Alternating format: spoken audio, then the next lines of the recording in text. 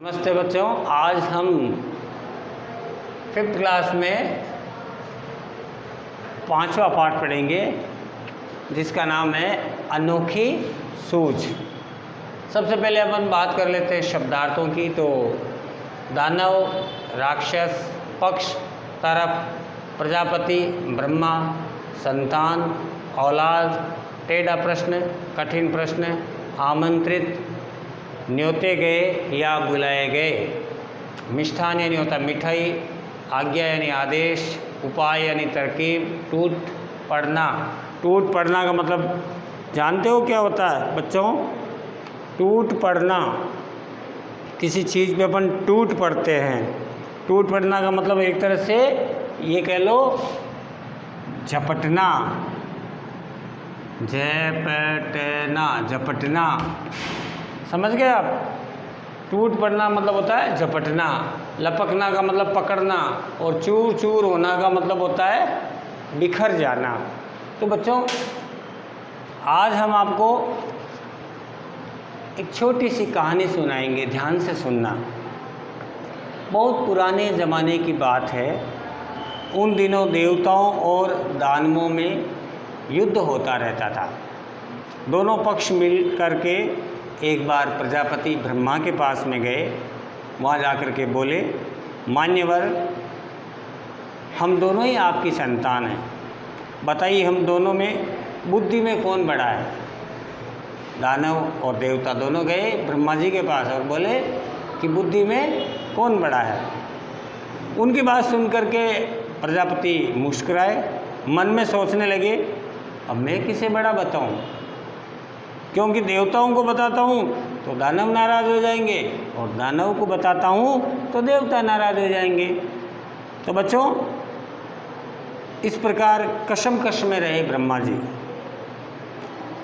तो बड़ा टेढ़ा प्रश्न था, किसे बड़ा बताएं? कुछ सोच करके बोले, तो ऐसे करना, कल आना, कल मैं आपको इसका उत्तर दूंगा। कल तुम मेरे घर पे भोजन के लिए आमंत्रित हो सभी। भोजन के बाद बताऊंगा कि तुम में से बुद्धि में बड़ा कौन है।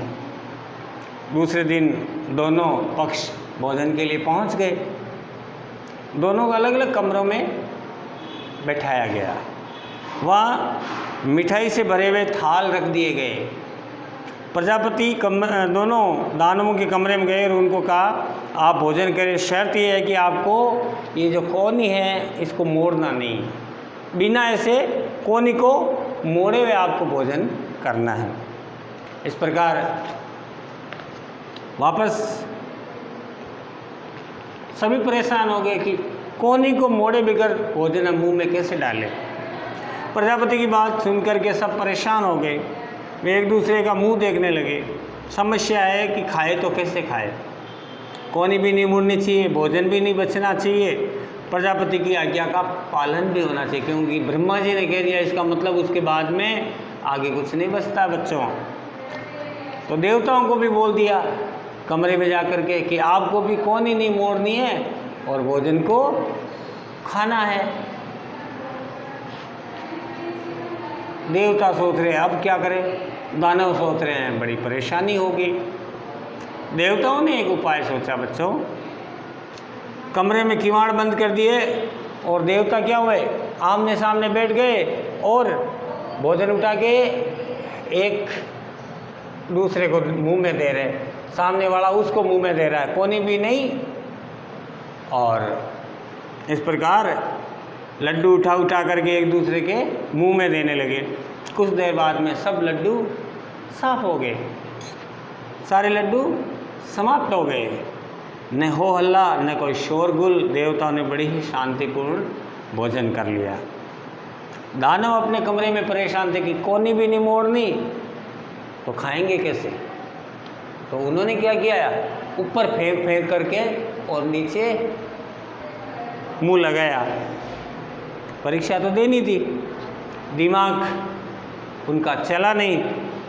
उन्होंने भी किवाड़ बंद किए, लड्डू के थाल पे टूट पड़े, लड्डू ले लेकर ऊपर उछालने लगे।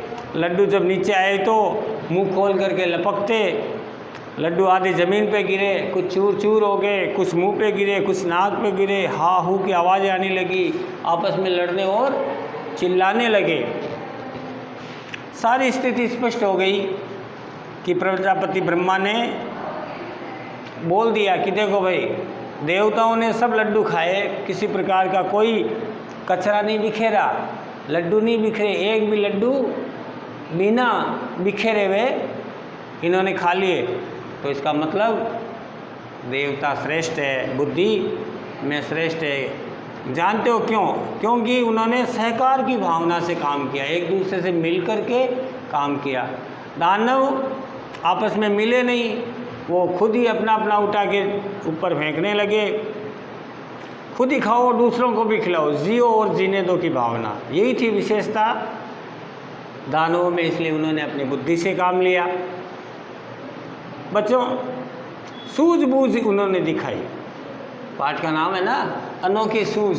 तो दानवों ने बुद्धि से काम लिया, उनमें अनोखी सूझ थी, जियो और जीने दे की भावना थी। यही विशेषता के कारण वो जीते और थाली साफ कर दे। दूसरी तरफ दानवों की बात करें तो उन्होंने शर्त का पालन किया, लड्डू उछालते रहे, उन्हें पाने के लिए लपकते रहे, न लड्डू खुद खाए न उन्होंने दूसरों को खिलाए। लड्डू को खराब कर दिया उन्होंने, न तो पूरा खाया और न ही उनका पेट भरा। तो बच्चों, देवताओं की विशेषता थी कि जियो और जीने दो। देवता एक दूसरे को सहकार की भावना से खिलाते रहे और इस प्रकार इस लड़ाई में, बुद्धि की लड़ाई में, बुद्धि की लड़ाई थी, ये हाथ पैरों की लड़ाई नहीं थी बच्चों, बुद्धि की लड़ाई में प्रजापति ने देवताओं को श्रेष्ठ बता दिया। इस प्रकार ये छोटा सा पाठ आपके समझ में आया होगा। इससे हमें क्या शिक्षा मिलती है ये आपको जानना जरूरी है। इस पाठ से हमें ये शिक्षा मिलती है बच्चों कि हमें भी सहकार की भावना से काम करना है, हमें एक दूसरे से प्रेम के साथ। आज लड़ाई झगड़ा करेंगे तो हम कोई भी चीज़ को आराम से शांति के साथ नहीं खा सकते हैं। इसलिए आप घर में भाई बहन बैठे रहते हैं, छोटी छोटी बातों के लिए लड़ना नहीं चाहिए।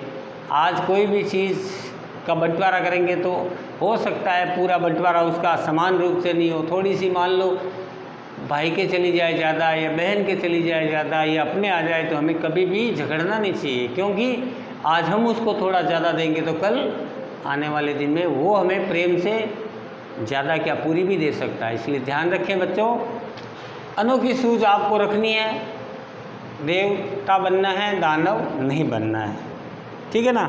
तो कुछ प्रश्न 2-3 में दे देता हूँ आपको, आप उसको अपने कॉपी में करना है। पहला प्रश्न है बच्चों,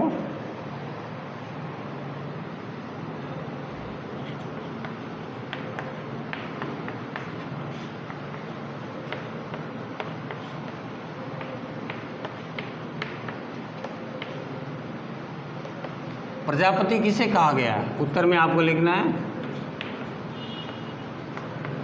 प्रजापति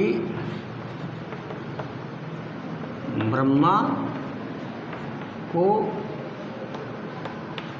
कहा गया है, ठीक है ना। प्रश्न नंबर दूसरा, ये प्रश्न नंबर 1 हो गया। दूसरे में आप लिखो पहले दिन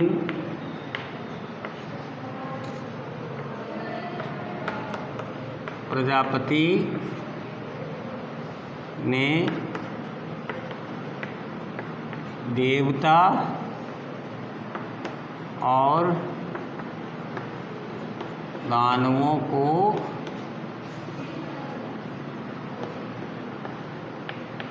क्या उत्तर दिया?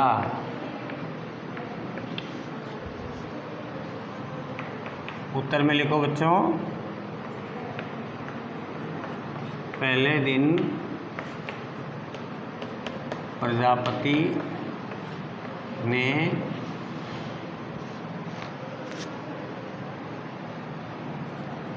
यह उत्तर दिया कि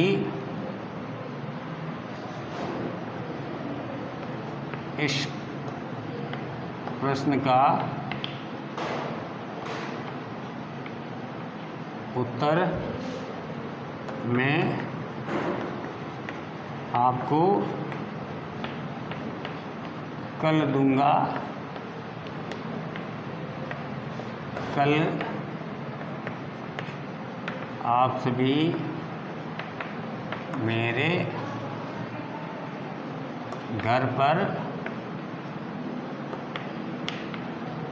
भोजन के लिए आमंत्रित हो। ठीक है ना। तीसरा प्रश्न, प्रश्न नंबर 3 लिखो बच्चों।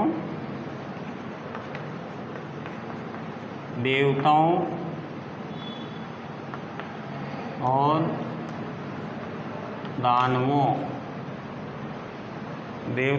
दानवों ने प्रजापति के